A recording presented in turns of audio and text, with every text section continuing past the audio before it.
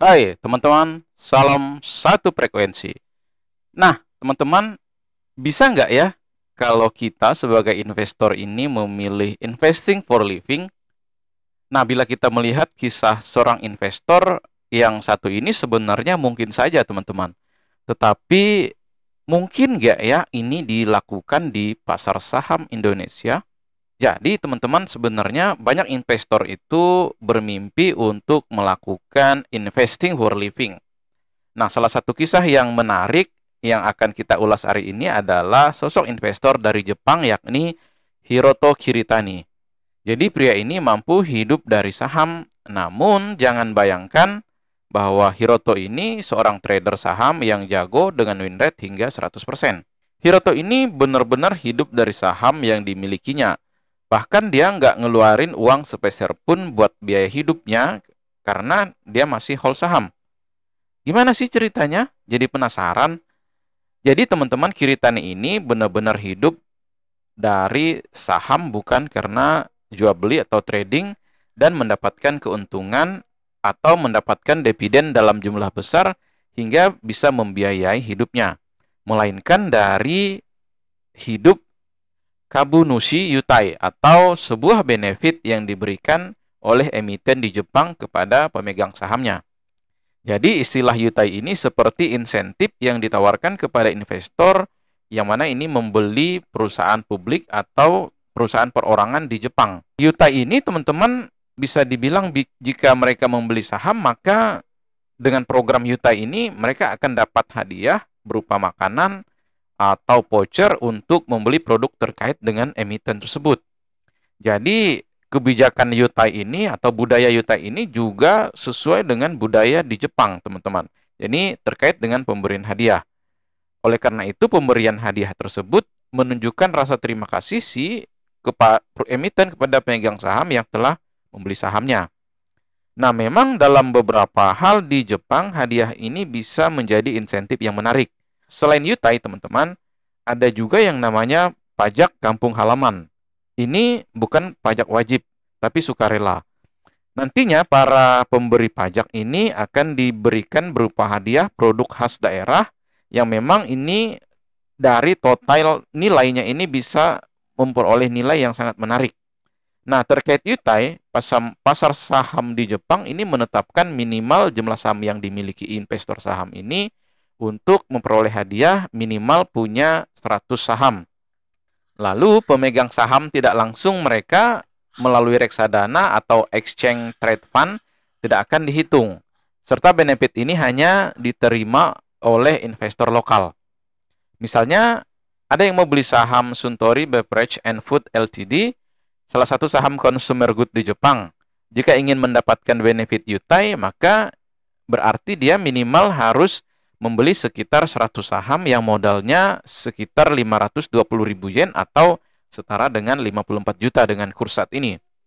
Nah, jenis kupon yang diberikan pun banyak model teman-teman. Misalnya menginap gratis di hotel, kemudian voucher makanan, pembelian perlengkapan rumah tangga, kemudian member gym, belanja produk fashion, hingga menawarkan pulsa sampai 3.000 yen atau sekitar 300-an ribu. Jadi dengan model insentif seperti ini, investor cenderung menikmati investasi dalam jangka panjang dibandingkan dengan spekulasi melalui trading. Nah, apalagi saat kinerja bisnis menurun, biasanya dividen ini juga ikut menurun. Akan tetapi dengan keberadaan yutai ini, pemegang saham justru punya value lebih atau value edit untuk hold saham lebih lama.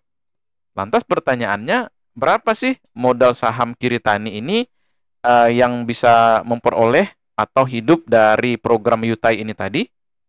Jadi teman-teman, Kiritani ini sebenarnya mulai kenal saham sejak usia 35 tahun.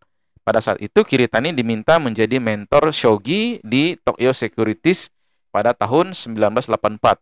Dari situ sebenarnya Kiritani mulai tertarik dengan saham dan melakukan pembelian pertamanya pada tahun tersebut. Nah, momen Kiritani masuk ke saham ini bisa dibilang cukup tepat karena bertepatan dengan market bullish di Jepang pada tahun 80-an.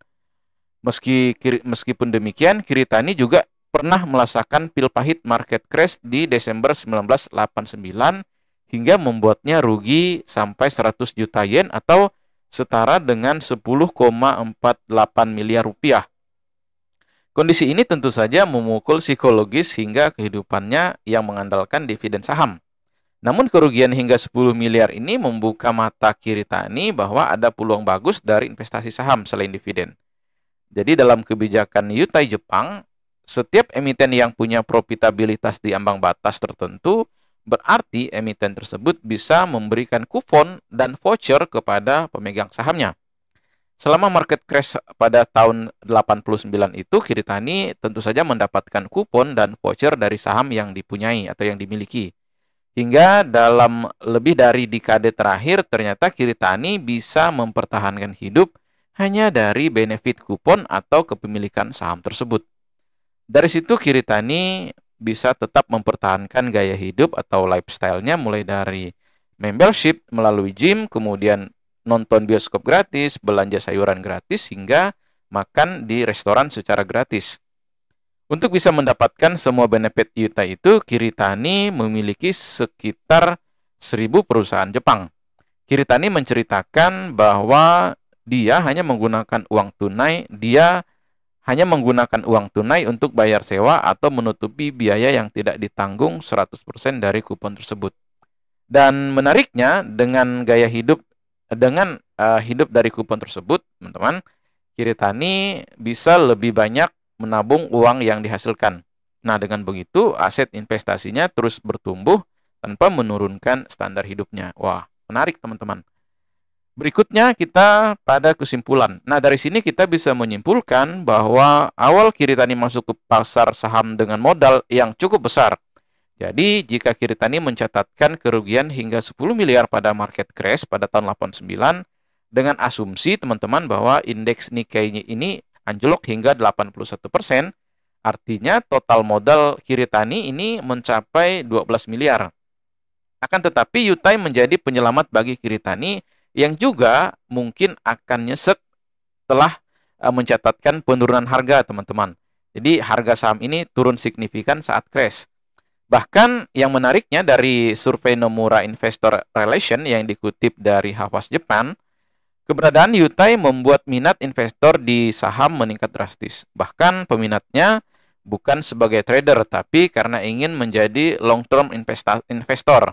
Alasannya ya karena ya dapat kupon atau voucher dan lain-lain, jadi program Yutai, teman-teman. Para pemburu Yutai nggak hanya pensiun saja, teman-teman. Meski nominal angka pensiun dari usia 60 hingga 70 tahun itu paling besar.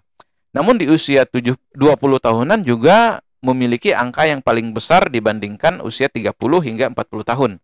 Nah, artinya keberadaan Yutai ini juga telah menggoda para generasi lebih muda untuk berinvestasi di saham di Jepang. Jadi sebenarnya mungkin nggak ya BI mencontoh program yang dilakukan di pasar saham di Jepang ini. Nah, dengan kondisi mayoritas saham di Indonesia ini belum bagi dividen, artinya minimal bisa memberikan voucher atau hadiah yang terkait dengan produk yang mereka miliki. Toh itu juga bisa jadi memiliki manfaat seperti investor lebih kenal dengan perusahaan yang menjual produk tersebut. Emiten bisa mempromosikan produknya lewat hadiah kepada pemegang saham tadi, hingga melahirkan minat jadi investor jangka panjang dibandingkan dengan trader yang memanfaatkan fluktuasi pasar. Nah, sebenarnya contoh simpel di setiap RUPS UNPR ini, teman-teman, kalau kita mendengar kabar itu ya, meski sahamnya selalu turun, tapi dengan hadiah dari RUPS ini bisa dibilang ini tergolong bermanfaat. Jadi saham UNPR ini pun masih diminati hingga sampai saat ini, teman-teman. Nah, menurut teman-teman, apakah Bursa Efek Indonesia ini mau berdiskusi dengan emiten untuk membuat kebijakan yang bisa dibilang ini menyerupai Yutai di Jepang, teman-teman? Tulis pendapat Anda di kolom komentar.